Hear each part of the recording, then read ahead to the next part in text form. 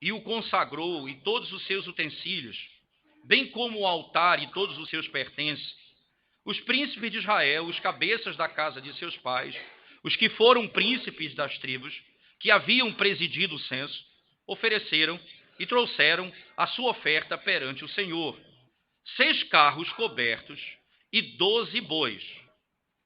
Cada 2 príncipes ofereceram um carro, e cada um deles um boi. Daí a lógica, não é? Você tem 6 carros e 12 bois. E os apresentaram diante do tabernáculo. Disse o Senhor a Moisés: recebe-os deles, e serão destinados ao serviço da tenda da congregação. E os darás aos levitas, e cada um segundo o seu serviço. Moisés recebeu os carros e os bois, e os deu aos levitas. 2 carros e 4 bois deu aos filhos de Gerson, segundo o seu serviço.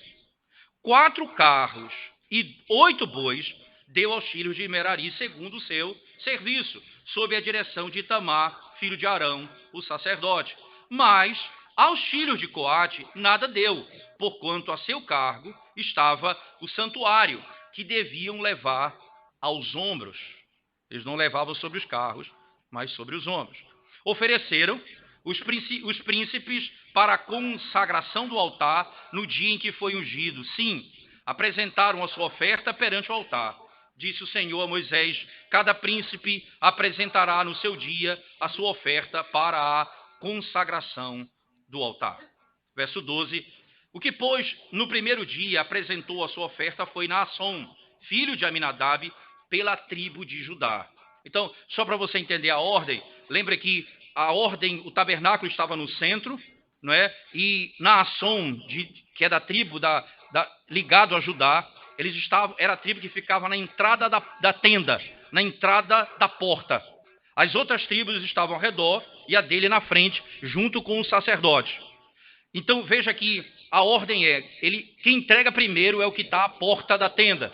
E a sequência vai ser a mesma do lugar em que eles estão posicionados na tenda, ao redor da tenda da congregação. Então o principal, Judá, e os outros então entregam após ele. O que Judá entrega, todos entregarão. Veja o que ele entrega. Apresentou a sua oferta, foi Naasson, filho de Aminadab, da tribo de Judá. A sua oferta foi um prato de prata, do peso de 130 ciclos. Uma bacia de prata, de 70 ciclos, segundo o ciclo do santuário, ambos cheios de flor de farinha, amassada com azeite, para oferta de manjares. Um recipiente de 10 ciclos de ouro, cheio de incenso. Um novilho, um carneiro, um cordeiro de 1 ano para o holocausto, um bode para oferta pelo pecado, e para sacrifício pacífico, 2 bois, 5 carneiros, 5 bodes, 5 cordeiros de 1 ano. Foi esta a oferta de Naasson, filho de Aminadab. A partir daí, exatamente as mesmas ofertas serão entregues. Certo? Então você vai Natanael e você vai ler exatamente a mesma coisa que nós acabamos de ler. A sequência do texto vai 1º, 2º, 3º, 4º, 5º, 6º, 7º, 8º, 9º, 10º, 11º, 12º dia, 12 tribos ofertam. E aí vem o final do capítulo, por favor. No verso 78 começa no 12º dia. Né? Então veja o último que entregou. No 12º dia, chegou o príncipe dos filhos de Naftali, Aira, filho de Enã. A sua oferta foi um prato de prata do peso de 130 ciclos, uma bacia de prata de 70 ciclos, segundo o ciclo do santuário, ambos cheios de flor de farinha, amassada com azeite para oferta de manjares. Um recipiente de 10 ciclos de ouro, cheio de incenso, um novilho, um carneiro, um cordeiro de 1 ano para o holocausto, um bode para oferta pelo pecado, e para sacrifício pacífico, 2 bois, 5 carneiros, 5 bodes, 5 cordeiros de 1 ano. Foi esta a oferta de Aira, filho de Enã. Esta é a dádiva feita pelos príncipes de Israel para a consagração do altar, no dia em que foi ungido. 12 pratos de bacia, 12 bacias de prata, 12 recipientes de ouro, cada prato de prata de 130 ciclos e cada bacia de 70. Toda a prata dos utensílios foi de 2.400 ciclos, segundo o ciclo do santuário. 12 recipientes de ouro, cheios de incenso, cada um de 10 ciclos, segundo o ciclo do santuário. Entende que esse ciclo do santuário dá em torno de 28 gramas, é a ideia do peso. Cada ciclo. Todo o ouro dos recipientes foi de 120 ciclos. Todos os animais para o holocausto foram 12 novilhos, carneiros, 12 cordeiros de um ano, com a sua oferta de manjares, e 12 bodes para a oferta pelo pecado.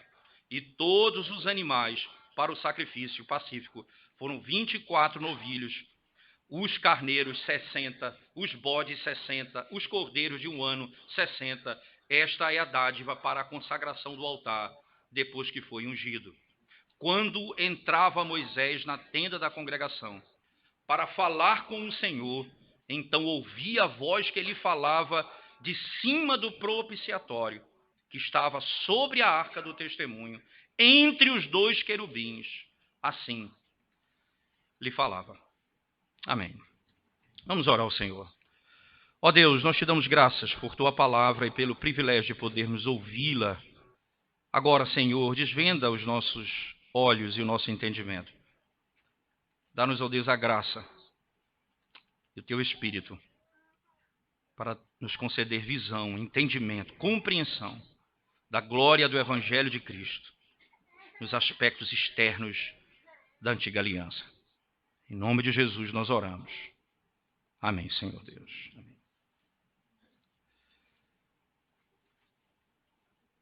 Por que um texto tão longo para falar daquilo que seria, no nosso entendimento, numa linguagem mais rápida? Por que Moisés gasta tempo descrevendo o que cada um entregaria se cada um entregou a mesma coisa? O conceito e a palavra dádiva, entende que é uma palavra-chave aqui no texto. Eles estão entregando a Deus alguma coisa. E esse ato de entregar a Deus alguma coisa, ele está intimamente ligado ao capítulo que antecede, imediatamente anterior a esse capítulo. O que é que antecede o capítulo 7? A bênção araônica. O Senhor concede a bênção da misericórdia, a bênção da paz, não é? E concede a eles a bênção da salvação. O cordeiro foi morto no lugar deles, eles foram preservados, o Senhor lhes concedeu vida e não destruiu. Perceba nitidamente que imediatamente após a dádiva de Deus, vem a dádiva do homem. Imediatamente após o Senhor entregar aos homens gratuitamente a sua redenção, a salvação deles, existe no coração deles a oferta, a entrega de tudo aquilo que eles têm ao Senhor.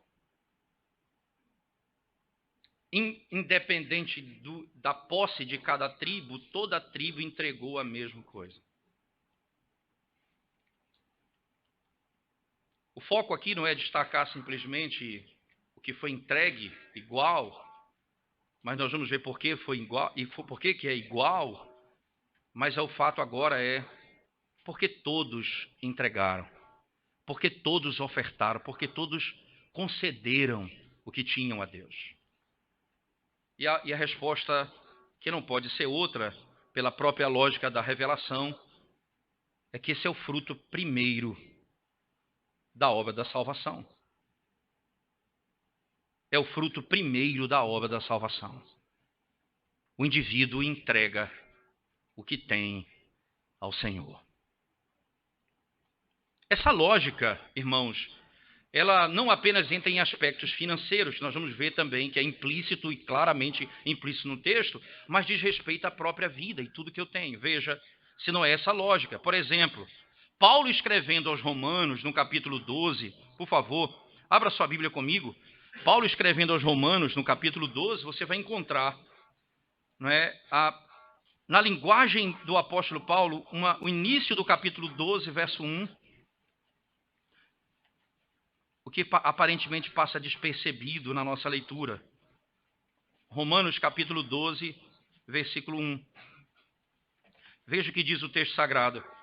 Rogo-vos, pois, irmãos, pelas misericórdias de Deus. E aí, sempre nós lemos logo que apresenteis os vossos corpos, né? Como que entregar ao Senhor os nossos corpos, ou dar ao Senhor o que nós temos, fosse um ato primário do homem, o primeiro do homem.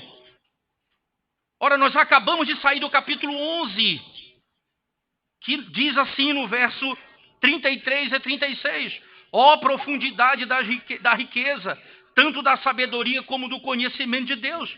Quão insondáveis são seus juízos, quão inescrutáveis os seus caminhos. Quem, pois, conheceu a mente do Senhor? Ou quem foi o seu conselheiro?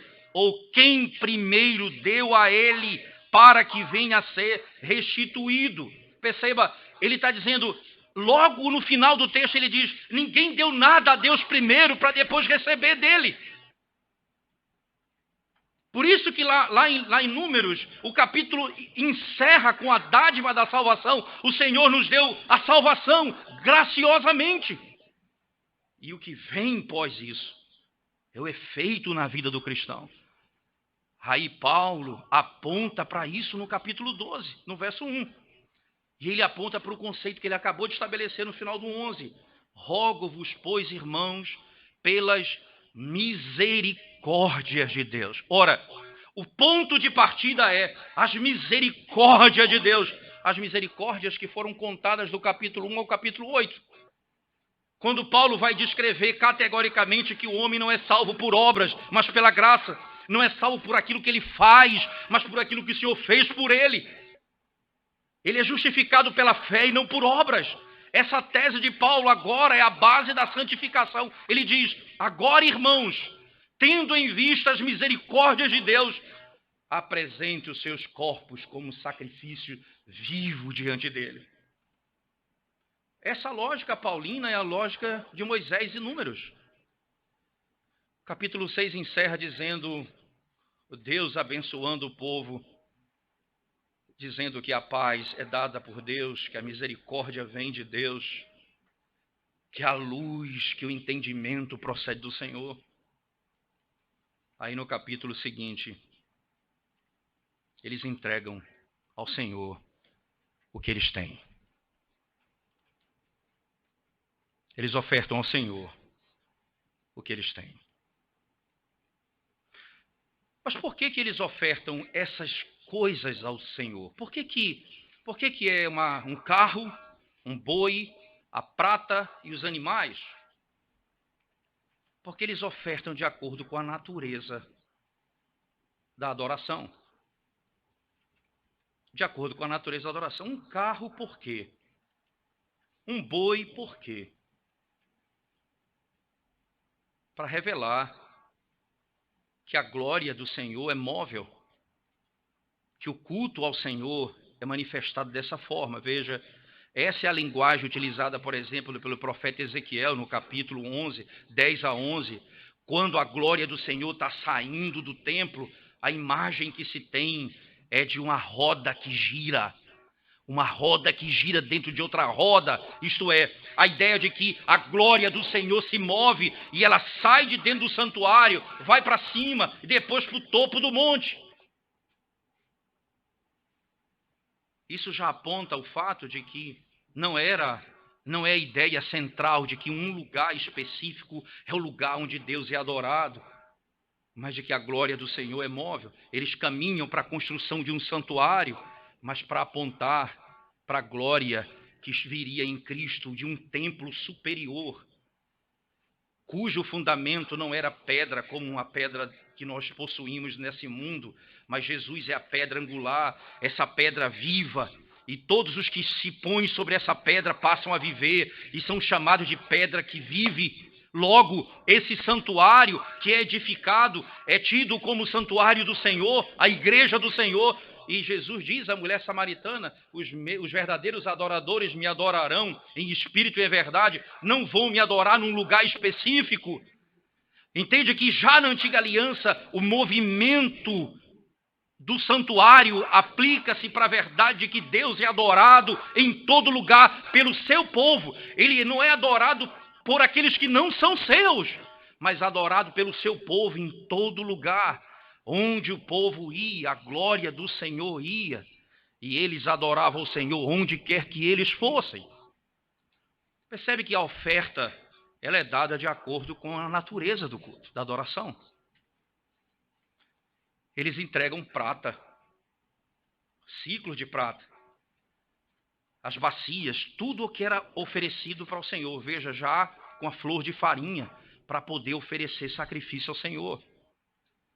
Eles entregam aquilo porque essa é a oferta de adoração ao Senhor. Tudo que eles possuíam era dado a Deus. Tudo que eles tinham era devotado ao Senhor.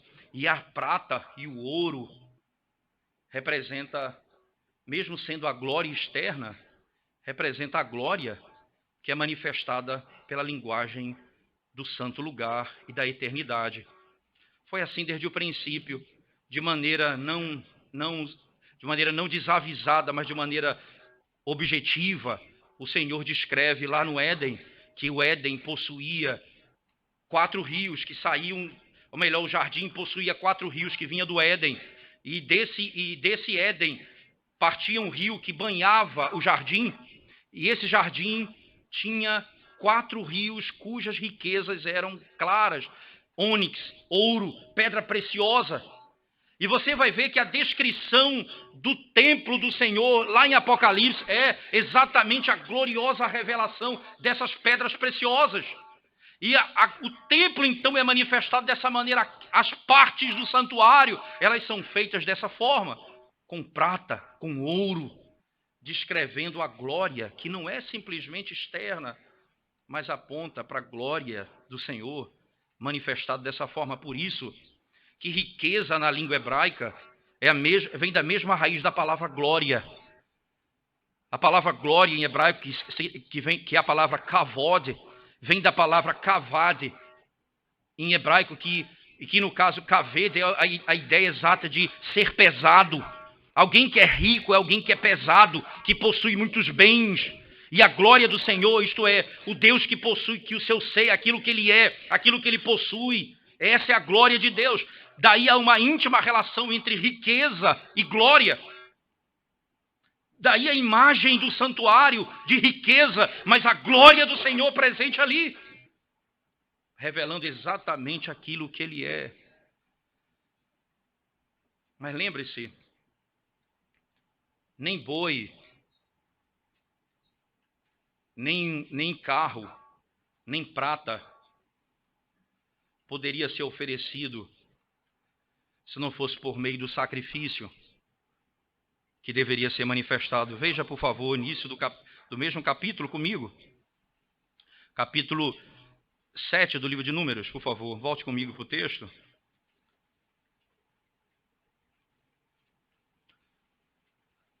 Depois do versículo 7 em diante, ele diz assim: 2 carros e 4 bois deu aos filhos de Gerson, segundo o seu serviço.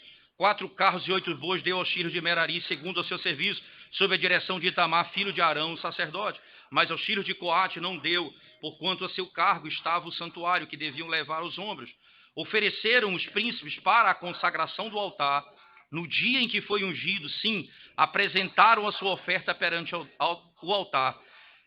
Disse o Senhor a Moisés: cada príncipe apresentará no seu dia a sua oferta para a consagração do altar. Eles entregam isso para a consagração do altar do Senhor. Na sequência, no verso 12 em diante, você vai ver tudo que é entregue da tribo de Judá. E é um prato de prata, não é? Bacia de prata, como descrito no texto, cheio de flor de farinha amassada. Mas no verso 15, um novilho, um carneiro, um cordeiro de 1 ano para o holocausto, um bode para oferta pelo pecado e para sacrifício pacífico, 2 bois, 5 carneiros, 5 bodes, 5 cordeiros de 1 ano.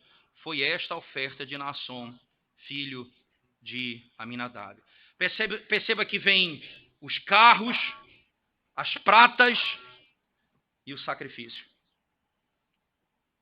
O princípio é a natureza da adoração. Móvel, a glória E ninguém adora se não for por meio do sangue, se não for por meio do sacrifício. A natureza do culto e da adoração é revelada naquilo que se oferta ao Senhor, aquilo que se dá ao Senhor. Então, por exemplo, você imagina alguém chegar na igreja e dizer assim: pastor, eu gostaria de doar para a igreja um jogo de roupas para dança litúrgica. Como um jogo de roupa para dança litúrgica? O que vem a ser isso, irmão? Você está ofertando algo ao Senhor que não é da natureza do culto? Essa não é uma oferta que agrada ao Senhor. O que você entrega ao Senhor é da natureza da adoração. O que é que você entrega ao Senhor? Daí você tem a imagem da vida como um todo sendo entregue ao Senhor. Você tem a imagem da oferta. Você tem a imagem do alimento que socorre ao próximo. Mas você não tem a imagem dessas coisas sendo ofertadas ao Senhor. Ora, porque se eu oferto isso ao Senhor, eu estou dizendo, a natureza do culto é essa. E eu vou mexer exatamente na estrutura da natureza da adoração. Isso não deve ser aceito pela igreja. Isso não ia acontecer. Por que todas essas ofertas foram aceitas? Por que foram recebidas? Porque elas iam diretamente na natureza da adoração. Móvel, gloriosa e por meio do sacrifício. Por meio do sacrifício. Não havia outro meio de ofertar. Se a nossa oferta, ela lida com tais verdades, isto é, ela lida com a expansão do reino de Deus para a glória do seu reino em todo o canto da terra. Se a minha oferta diz respeito à glória da verdade do Senhor expandida pelo mundo, e se ela lida para que seja o sustento, a pregação do Evangelho seja sustentada e o nome do Senhor seja proclamado, ela deve ser recebida. É nessa motivação, é nesse desejo do coração que vem a oferta ao Senhor, como fruto daquilo que foi recebido pelo próprio Senhor, a salvação. A salvação que foi entregue a Ele. Interessante que tudo isso era entregue para ser dividido nos 3 filhos. Os carros, principalmente, no caso, os carros eram para ser entregues aos filhos de Levi. Você vai ver que um recebe pouco, outro recebe muito, outro recebe nada. Mas não tem problema nenhum. O que recebe pouco é porque carregava pouca coisa do santuário, o carro e o boi. O que recebe muito é porque carregava muita coisa do santuário. Já o que não recebe nada é porque não carregava nada do santuário, se primeiro o sacerdote não tivesse desmontado. Ele nem tinha acesso ao Santo dos Santos. O sacerdote ia, desmontava, e ele então carregava nos ombros. Não podia nem mesmo levar sobre o carro de boi. Ele tinha que levar nos ombros.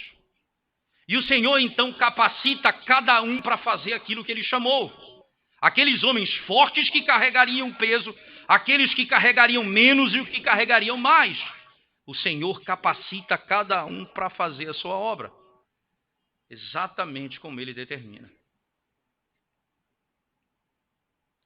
Veja que a oferta que é entregue, ela é entregue para o serviço do culto e da adoração ao Senhor. A oferta que é entregue, ela é entregue e ela é devolvida no modo como a igreja serve e adora ao Senhor. Você imagina, então, o recurso que chega à igreja, ela deve ser usado para fins óbvios. O sustento do ministério da palavra e o sustento daqueles que necessitam na igreja. São princípios básicos do conceito da contribuição. Gastar dinheiro ou usar o dinheiro de maneira desordenada em coisas que não estão associadas a isso, a ordem do culto ao serviço do Senhor, seria pecado.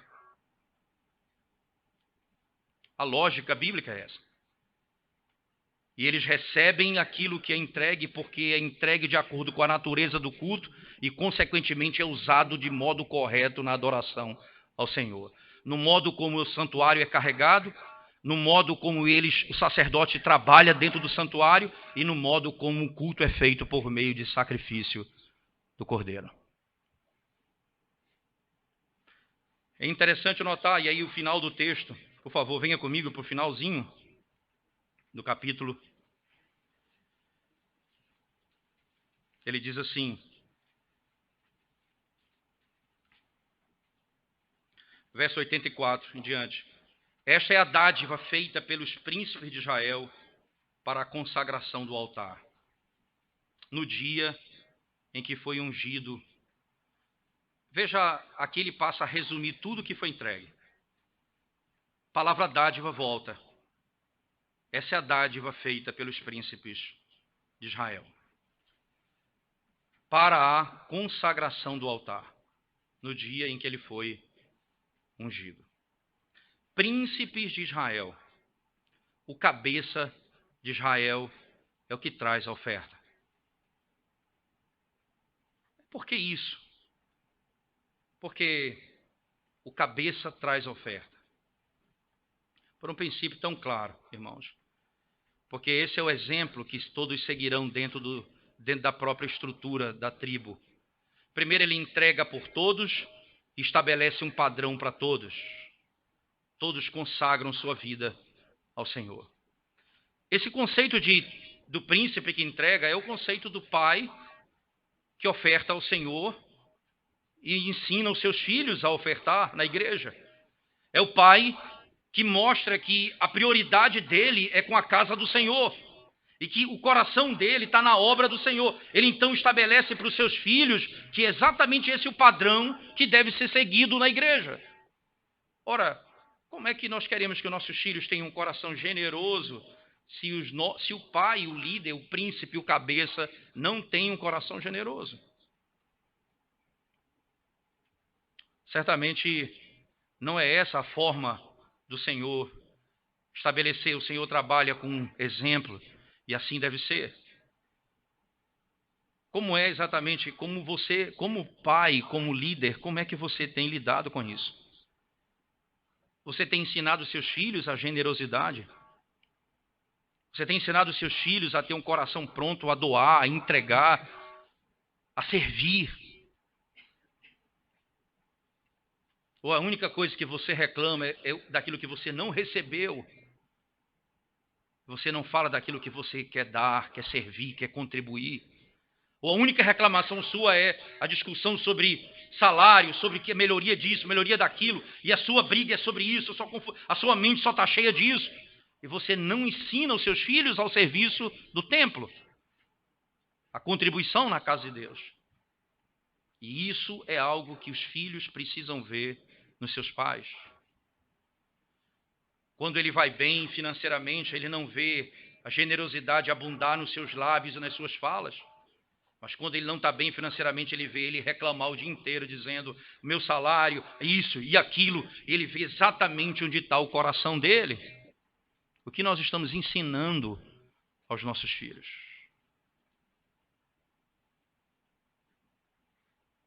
Todos entregam exatamente a mesmíssima coisa. Porque, independentemente daquilo que temos ou não temos nessa vida, nós ofertamos de acordo com a natureza do culto. Isso vale para todos. Nós ofertamos para a glória, para o avanço do reino de Deus. Nós ofertamos para a manifestação da glória de Deus nesse mundo. E nós ofertamos para que a pregação do Evangelho permaneça firme no nosso meio. Mas nós ofertamos com base naquilo que nós recebemos. Nós não recebemos com base naquilo que nós damos. Nós damos com base naquilo que recebemos. O que Davi vai dizer exatamente na construção do templo, que ele não participa, mas ele recebe as doações, está escrito isso em Crônicas, nós não recebemos nada, nós não entregamos nada que não tenhamos recebido primeiro das tuas mãos. Nós não entregamos nada. E Paulo diz isso aos romanos. Quem primeiro deu a ele para depois receber. A dádiva, ela flui de um coração que recebeu muito mais, infinitamente mais do que podia imaginar. Esse é um conceito tão claro. Por favor, abra sua Bíblia comigo. Segunda carta do apóstolo Paulo aos Coríntios.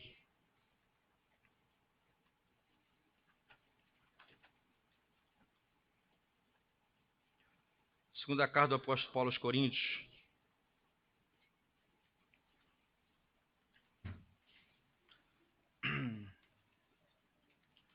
Capítulo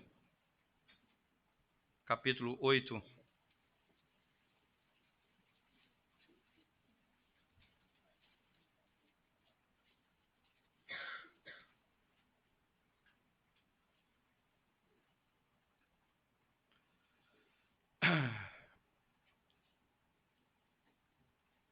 Segundo Coríntios, capítulo 8. Só um minutinho, por favor.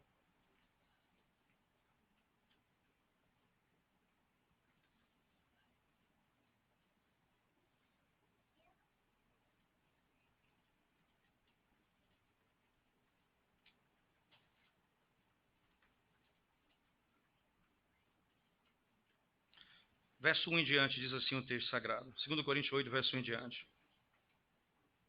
Também, irmãos, vos fazemos conhecer a graça de Deus concedida às igrejas da Macedônia, porque no meio de muita prova de tribulação, manifestaram abundância de alegria, e a profunda pobreza deles superabundou em grande riqueza da sua generosidade. Veja o jogo de palavras do apóstolo Paulo. Veja, abundância de alegria e a profunda pobreza deles superabundou em grande riqueza da sua generosidade. Porque eles, testemunho eu, na medida de suas posses e mesmo acima delas, se mostraram voluntários, pedindo-nos com muitos rogos a graça, veja as palavras perfeitas, a graça de participarem da assistência aos santos. Não é o dever, não é a obrigação, a graça de fazer. E não somente fizeram como nós esperávamos, mas também deram a si mesmos, primeiro ao Senhor, depois a nós, pela vontade de Deus. O que nos levou a recomendar a Tito que, como começou, assim também complete esta graça entre vós. Como, porém, em tudo manifestais superabundância, tanto na fé e na palavra, como no saber, e em todo cuidado, e em nosso amor para convosco. Assim também abundeis nesta graça. Veja que a abundância da graça não é apenas no sentido daquilo que você aprende e sabe, mas se reflete naquilo que você entrega, que você doa, que você dá. A abundância não apenas em receber, mas a abundância em dar, em contribuir. Aí vem o texto. Não vos falo na forma de mandamento.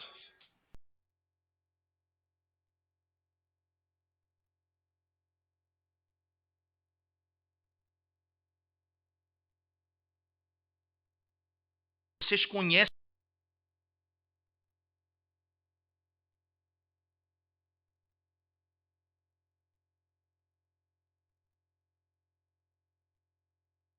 ricos.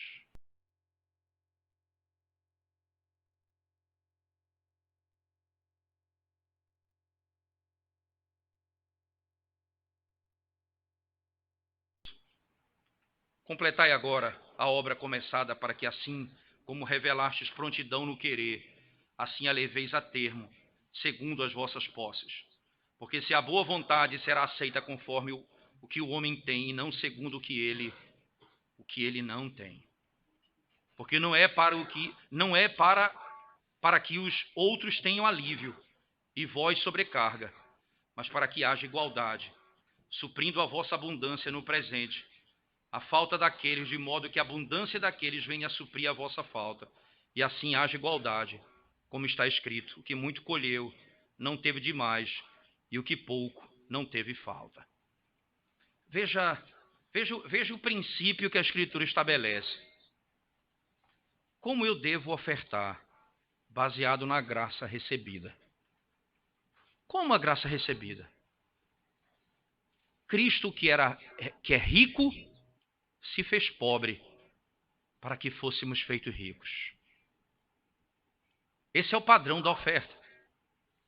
Então, o Deus que desceu da sua glória, que recebeu, que se tornou homem, assumindo a forma de homem, limitada de homem, morreu pelos meus pecados, sendo obediente, não tendo onde reclinar a cabeça, morreu pelos meus pecados, foi sepultado, ao terceiro dia ressuscitou, mas na sua morte ele foi abandonado até pelo próprio Pai. Ele foi aquele que se tornou pobre, para que recebêssemos a riqueza em abundância.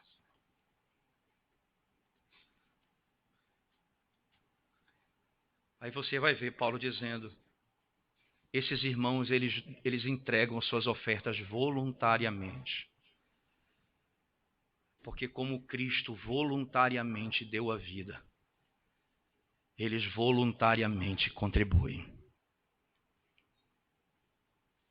E como Cristo, que se fez pobre, eles sendo pobre, socorreram os que tinham nada,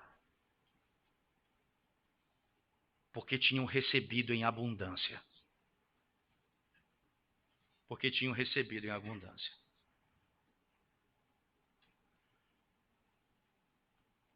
O que levou a igreja a contribuir dessa forma? A graça da salvação. A graça da salvação. Veja como é incompatível o seu compromisso com as coisas de Deus, com aquilo que você recebeu de Deus.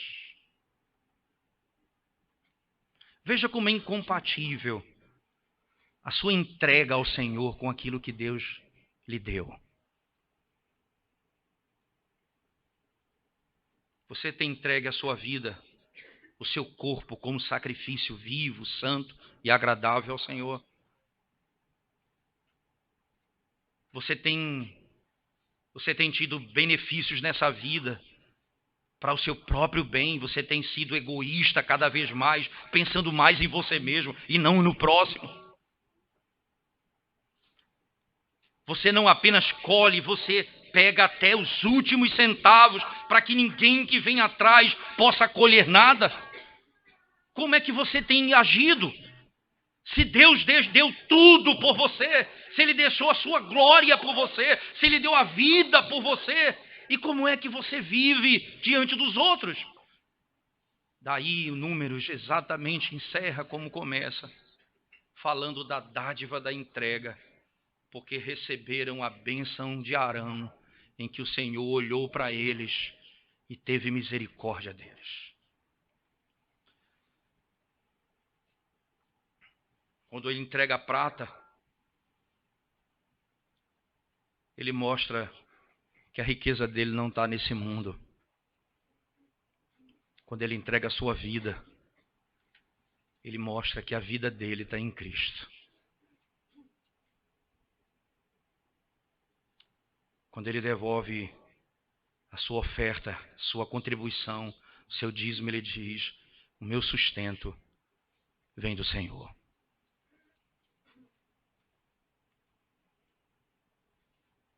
A dádiva que produz dádiva. A graça que produz oferta. Mas segundo as palavras do apóstolo Paulo, e aqui chegando para o fim, a palavra do apóstolo Paulo diz assim, quando ele se dirige àquilo que eles fizeram, ele fala, vocês não apenas entregaram a mim ofertas, mas vocês deram a vocês mesmos, vocês se entregaram ao Senhor.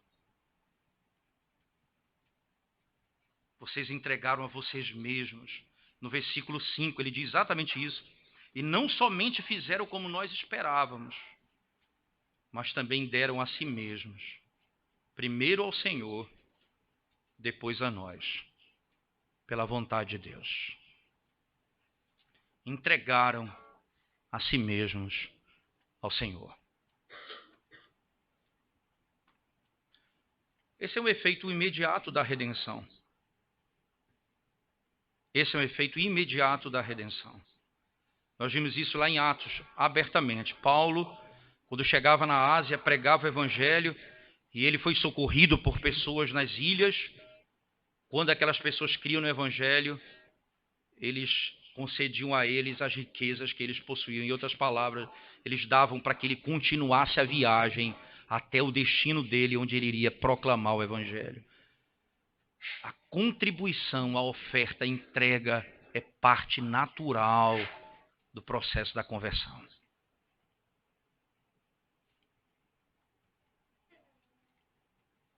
O que você tem ofertado ou entregue, a sua vida, o que você tem a Deus, descreve a bênção daquilo que você recebeu do Senhor?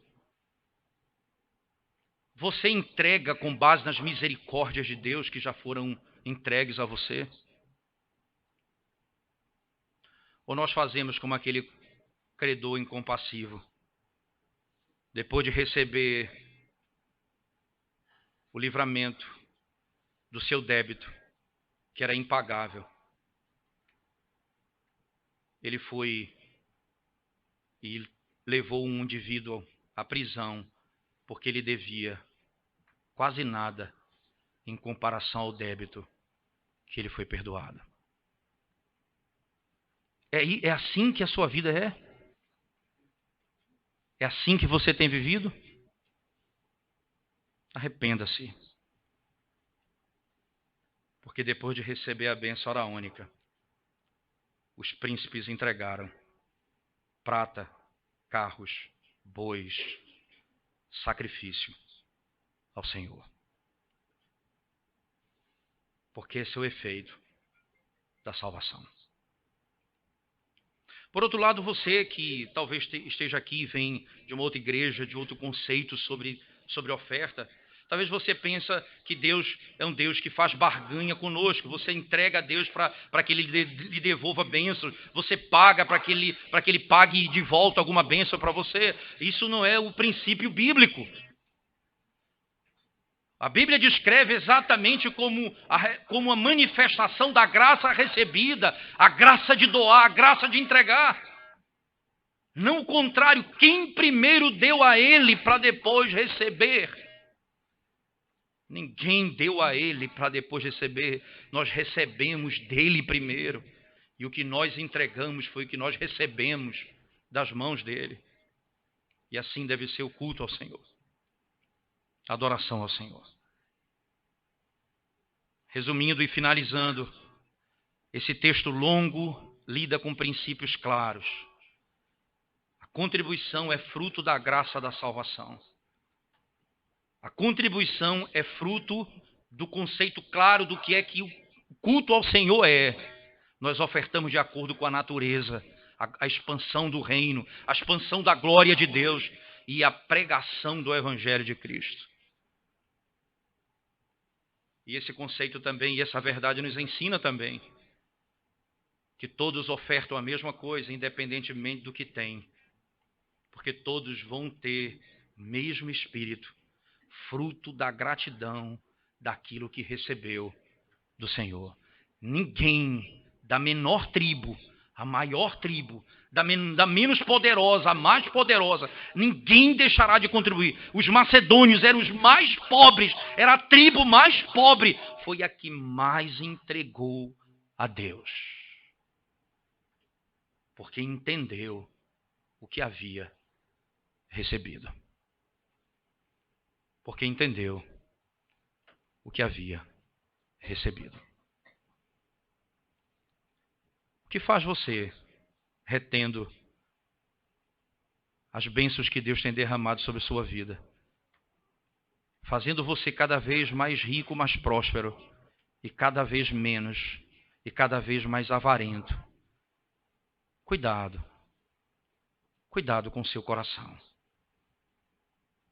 Porque certamente isso não é efeito da obra, da abundante graça que recebemos do Senhor.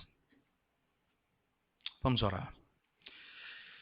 Ó Deus, nós te damos graças por tua palavra nessa manhã e rogamos ao Senhor que nos ajude na compreensão e na aplicação dessa verdade na nossa vida.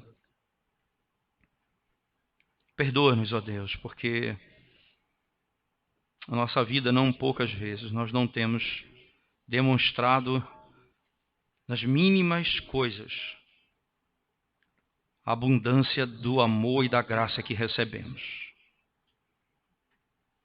Quando ajudamos, fazemos reclamando. Quando somos chamados para servir, discutimos com quem nos chama, dizendo, por que não chama outro, logo eu? Efeitos nítidos, ó Deus, da falta de entendimento, da graça abundante que recebemos. Ó Senhor, se o Senhor agisse assim, como nós agimos, mesquinhamente, nenhum de nós seria salvo. Misericórdia pedimos e dá-nos um coração submisso ao Senhor. Em nome de Jesus. Amém, Senhor.